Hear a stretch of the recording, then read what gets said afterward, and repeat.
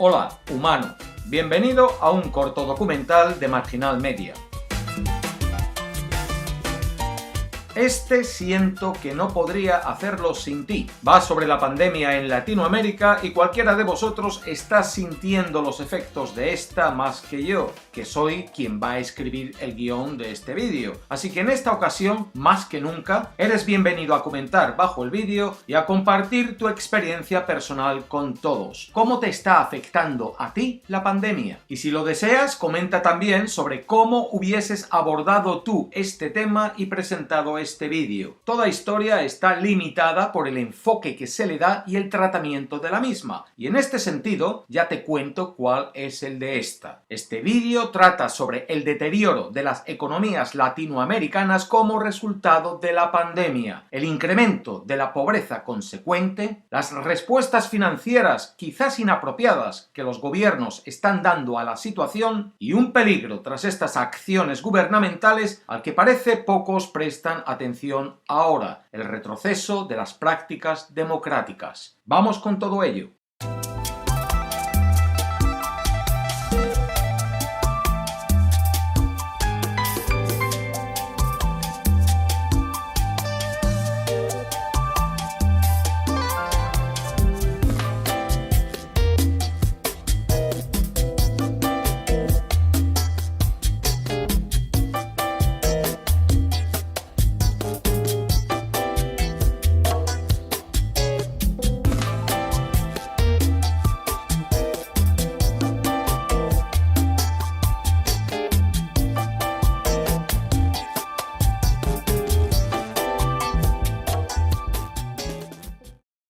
Comenzamos con eso de las medidas financieras que los gobiernos están tomando para combatir los efectos de la pandemia. Yo te cuento lo que está haciendo el gobierno aquí, en Australia, donde resido, porque siempre es bueno tener puntos de referencias de otros países. En Australia, el año fiscal acaba de completarse hace poco, a mitad de año. A comienzos de febrero, el gobierno todavía mantenía la esperanza de cumplir la predicción de su presupuesto de 5.000 millones de dólares australianos de superávit, unos 3.500 millones de dólares americanos, no mucho, pero un modesto ahorro. El mes pasado, el tesorero del país nos informaba que hemos acabado el año fiscal con un déficit en el presupuesto de 86.000 millones, el mayor desde la Segunda Guerra Mundial. Además, nos pronosticaba un déficit para este año fiscal que ahora comienza de otros 184.000 millones de dólares. Con el empeoramiento en las últimas semanas de la situación en el estado de Victoria, que contribuye a una cuarta parte de la actividad económica del país, ya han vuelto a surgir pronósticos de un endeudamiento mayor, por encima de los 200.000 millones.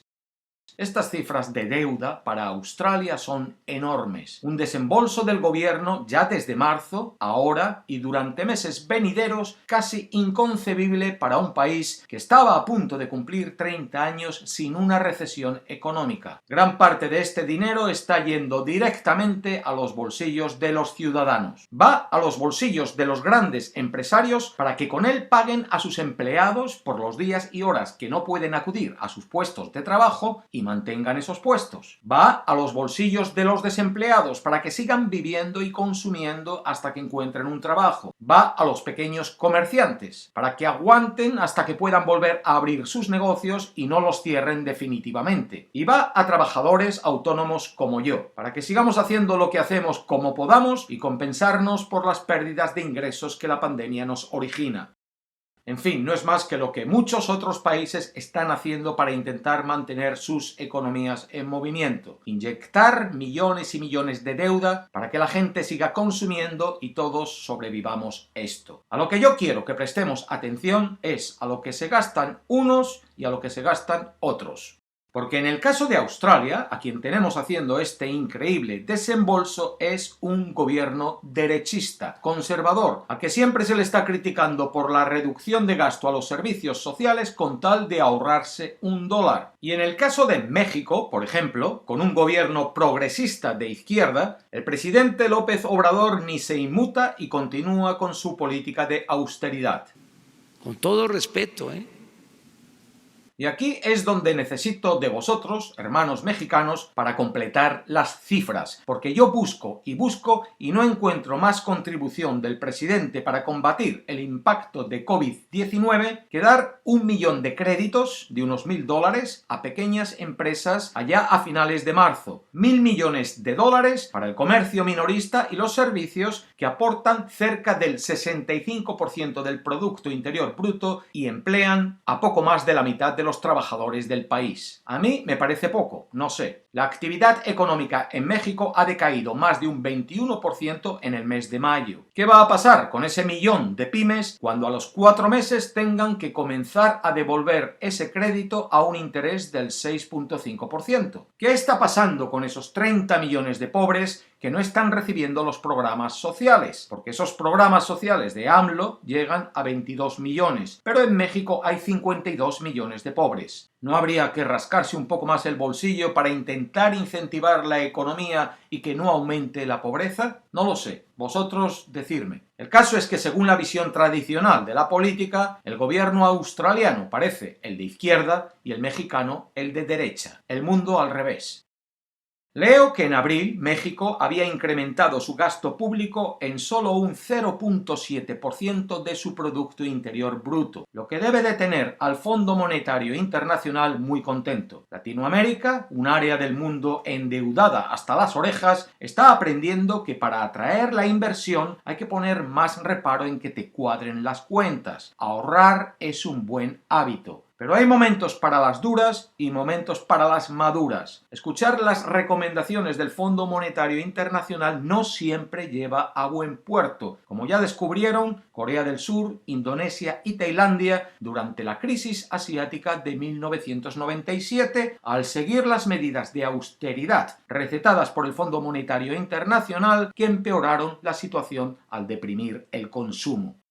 Lo que estamos viviendo es una situación de emergencia. Australia ha actuado ante ella con prontitud y con un estímulo financiero acorde a la gravedad de la situación. La mayoría de los países occidentales están haciendo lo mismo. Frente a los 1.000 millones de créditos de México, India ha anunciado un paquete de estímulo de alrededor de 265.000 millones de dólares, 265 veces mayor, equivalente al 10% de su Producto Interior Bruto. Brasil y Chile han prometido no más de un 8,1% y 4,7% respectivamente. Colombia solo ha echado mano al 1,5% a través de un fondo de mitigación de emergencia. ¿Va a ser suficiente? ¿Está siendo suficiente? Vosotros me diréis, que sois quienes lo estáis viviendo.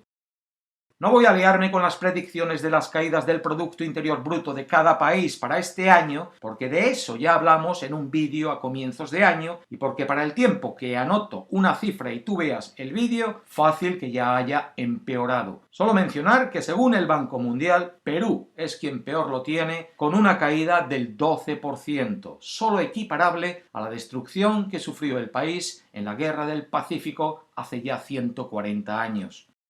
La economía de Latinoamérica se desangra por muchas heridas. La herida del turismo, de la que dependen los países caribeños, cuya ocupación hotelera se ha desplomado a tan solo un 10%. La herida de las exportaciones de materias primas de Sudamérica y de manufacturas y maquilas de México y Centroamérica debido a la reducción drástica de pedidos por parte de China y países industrializados. Y la herida de las remesas, que en países como Ecuador, Colombia, El Salvador y Honduras se han reducido entre 20 y 40% por los despidos en Estados Unidos de quienes las enviaban. Cuando los ingresos no vienen de fuera, hay que generarlos dentro.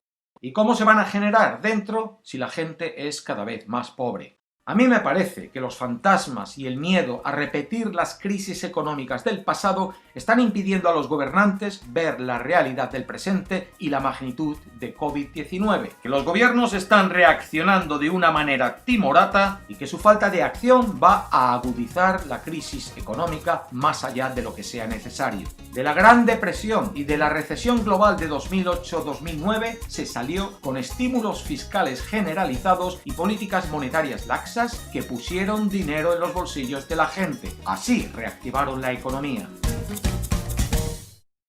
Según las Naciones Unidas, se espera que alrededor de 16 millones de latinoamericanos caigan en la pobreza extrema este año, revirtiendo casi todos los avances logrados por la región en lo que va de siglo.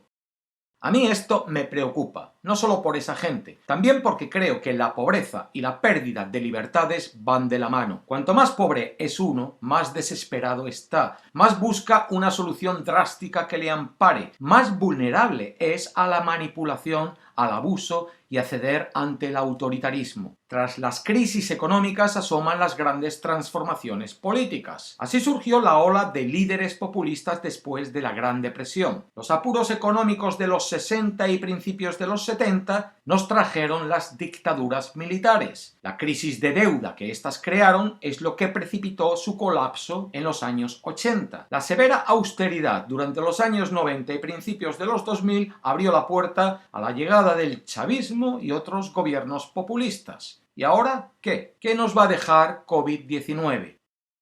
Parece que de momento nos está dejando un mayor deterioro de las prácticas democráticas. Por una parte, en Latinoamérica nunca hay que perder de vista al ejército, dado su legado de represión y autoritarismo. En varios países las fuerzas armadas están ganando influencia política considerable. En Brasil, los militares ocupan casi la mitad del gabinete del presidente Jair Bolsonaro. En México, los soldados están a cargo de la seguridad interior y la construcción de importantes proyectos de infraestructura tales como el nuevo aeropuerto de Ciudad de México. En El Salvador y Nicaragua, los presidentes se apoyan en las fuerzas armadas para intimidar rivales políticos. Ya antes de la pandemia, los jefes del Ejecutivo en Chile y Ecuador habían echado mano de los militares para desarticular protestas. Y en Bolivia, las fuerzas armadas desempeñaron un papel importante en la renuncia de Evo Morales. Por la otra, hay líderes que con la excusa de detener la propagación de la enfermedad están llevando a cabo acciones autoritarias y antidemocráticas. La mayoría de estos líderes ya manipulaban las reglas democráticas para permanecer en el poder antes de la pandemia, pero han aprovechado las condiciones de emergencia creadas por la propagación del virus para fortalecer su posición. Y son líderes tanto de derecha como de izquierda. Actualmente hay 5 países en América Latina y el Caribe con historias democráticas recientes, Venezuela, Nicaragua, Guyana, Bolivia y Haití, donde los gobiernos no fueron electos en elecciones libres y justas, o han extendido su mandato. Es la mayor cantidad desde finales de los años 80, cuando la Guerra Fría se encaminaba a su final. El presidente de Venezuela, Nicolás Maduro, está deteniendo o allanando las casas de decenas de periodistas, activistas sociales y líderes de la oposición que han cuestionado las dudosas cifras del gobierno sobre el coronavirus. En Nicaragua, el presidente Daniel Ortega ha liberado a miles de presos debido a la amenaza que representa el virus, pero ha mantenido tras las rejas a los presos políticos. En Guyana, un bloqueo impidió las protestas contra el intento del gobierno de mantenerse en el poder a pesar de haber perdido una elección. En Bolivia, el gobierno interino ha usado la pandemia para posponer las elecciones. Ha recurrido a la ayuda de emergencia para apuntalar su campaña electoral y ha amenazado con prohibir que el principal candidato de la oposición postule.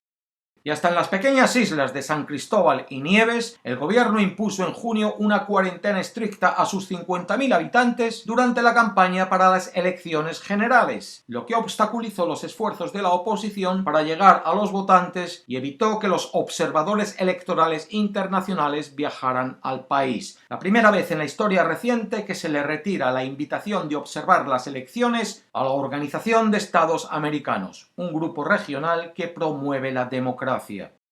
Y hablando sobre promover la democracia, mencionar que el gran hermano del norte cada vez está menos por la labor de velar por ella. Estados Unidos, desde el fin de la Guerra Fría, venía desempeñando un papel relativamente importante en la promoción de la democracia en Latinoamérica, financiando programas de buen gobierno y denunciando abusos autoritarios.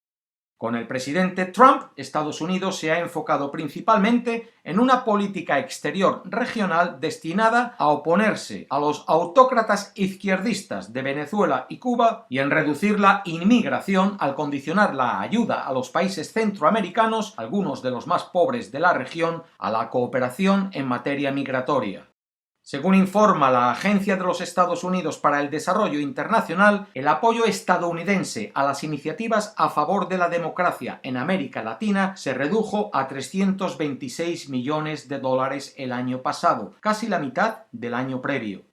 El gobierno de Trump, por ejemplo, se abstuvo de emitir declaraciones cuando Nayib Bukele, el presidente de El Salvador, ignoró los fallos de la Corte Suprema y usó al ejército para implementar medidas enérgicas en contra de los infractores de la cuarentena establecida durante la pandemia.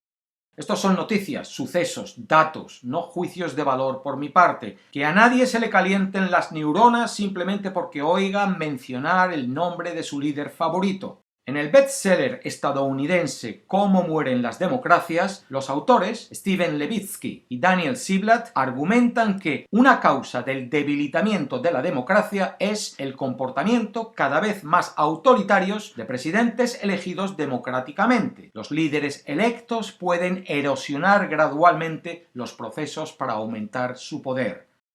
No todos son malas noticias para la democracia. En Uruguay y Costa Rica, los líderes han respondido a la pandemia con eficacia y transparencia, lo que ha aumentado la confianza de la gente en el gobierno. En República Dominicana y Surinam, los presidentes en funciones recientemente se retiraron del poder después de perder las elecciones, que se han celebrado a pesar de la pandemia. La reciente decisión de la Corte Suprema colombiana de detener al expresidente Álvaro Uribe también es un acto democrático que prueba que nadie ha de estar por encima de la Constitución y la ley.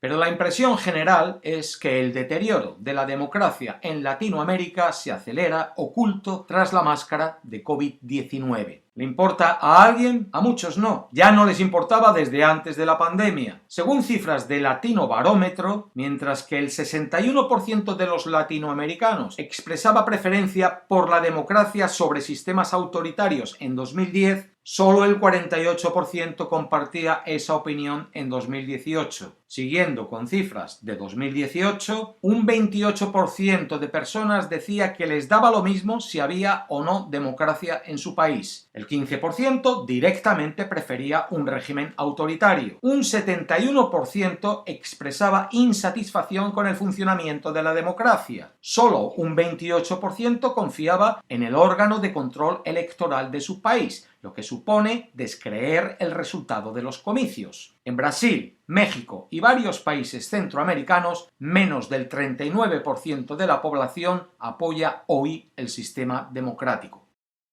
Así que, ¿por qué preocuparnos por la pérdida de la democracia? Al fin y al cabo, hemos dejado de confiar en ella por la corrupción rampante y la ineficacia para resolver nuestros problemas de gobiernos supuestamente democráticos. Bueno, a lo peor, porque renunciar a la democracia puede significar ser tratados con menos dignidad y que respeten menos nuestros derechos humanos. A lo peor, porque puede llevarnos a ser más pobres. Habrá que ver cómo avanza esta pandemia. Yo ya lo he expresado, y esto sí es un juicio de valor. Creo que la pobreza y la pérdida de libertades van de la mano. Yo creo que ahora es momento para que los gobiernos pongan dinero en los bolsillos de la gente. En los bolsillos de los ricos, cuando es dinero que se emplea para pagar a los trabajadores y evitar el cierre de empresas y factorías. En los bolsillos de los pobres, para que puedan sobrevivir y consumir. Y por supuesto, en los bolsillos del trabajador. Especialmente en Latinoamérica, donde casi la mitad de la población trabaja en condiciones de informalidad.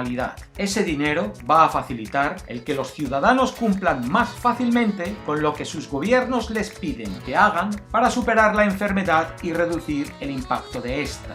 Brasil, México, los gigantes latinoamericanos, miren la actitud de sus líderes ante la enfermedad y miren sus cifras de muertos. Esperemos que el gobierno de nuestros líderes latinoamericanos no arrastre a la región a un peor desempeño económico del que nos espera, y esto no sea solo el comienzo de una ola más prolongada de disturbios y autoritarismo. Esperemos. Hasta la próxima. La paz.